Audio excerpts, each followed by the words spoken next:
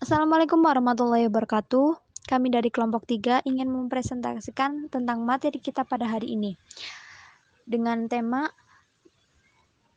filsafat modern yang beranggota Tatik Aprilia, Hadian Rosat, dan Rahma Kumalasani.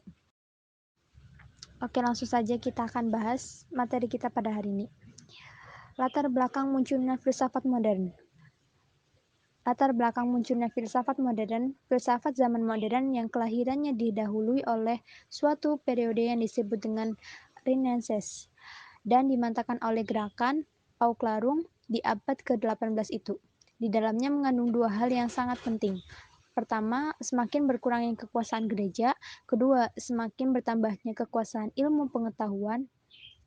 Pengaruh dari gerakan Renaissance dan Pauklarung itu telah menyebabkan peradaban dan kebudayaan zaman modern berkembang dengan pesat dan semakin bebas dari pengaruh otoritas dogma-dogma gereja.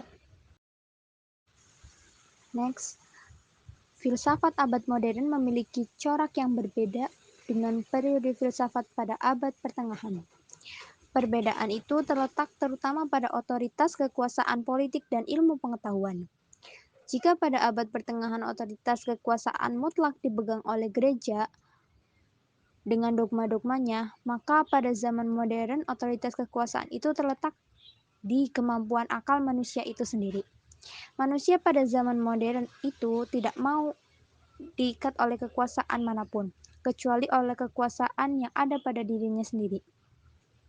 Kekuatan yang mengikat itu ialah agama dengan gerejanya, serta raja dengan kekuasaan politiknya yang bersifat absolut.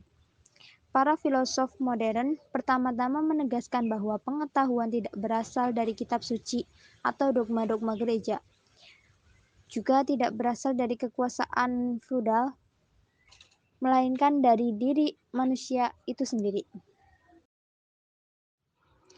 Next ada Renaissance.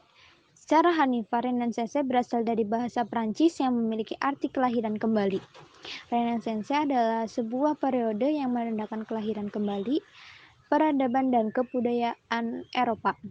Zaman Renaissance ditandai dengan munculnya penghargaan terhadap etika, estetika, dan rasionalitas.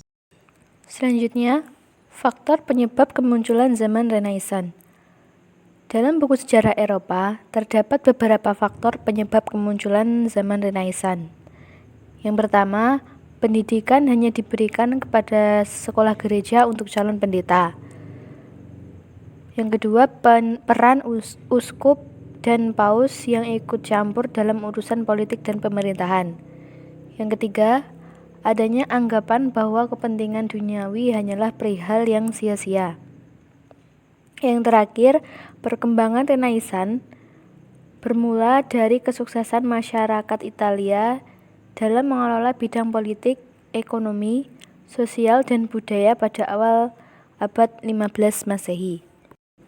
Beberapa dampak zaman Renaissance di berbagai bidang, yaitu memunculkan berbagai inovasi dalam ilmu pengetahuan, berkembangnya ilmu filsafat, runtuhnya dominasi gereja terhadap tatanan masyarakat Eropa, selanjutnya munculnya paham kapitalisme liberal dan materialisme, dan pedagang dan pengusaha memegang peran penting dalam tatanan sosial, ekonomi, dan politik masyarakat Eropa. Aufklärung. Aufklärung adalah sebuah istilah yang menggambarkan masa pencerahan di Eropa. Istilah Aufklärung berasal dari bahasa Jerman yang berarti pencerahan. Masa Aufklärung mulai muncul pada sekitar abad ke-17 Masehi di Eropa. Kelahiran masa Aufklärung tidak bisa dilepaskan dari pengaruh Renaissance. Keberhasilan gerakan Renaissance di Eropa menumbuhkan kepercayaan diri masyarakat Eropa untuk mencetuskan pemikiran-pemikiran baru yang mengarah ke modernitas. Ciri-ciri Aufklärung. 1. Munculnya paham individualisme, sekularisme, dan humanisme. 2. Gereja tidak lagi memiliki kekuasaan untuk memaksakan kehendaknya kepada masyarakat Eropa.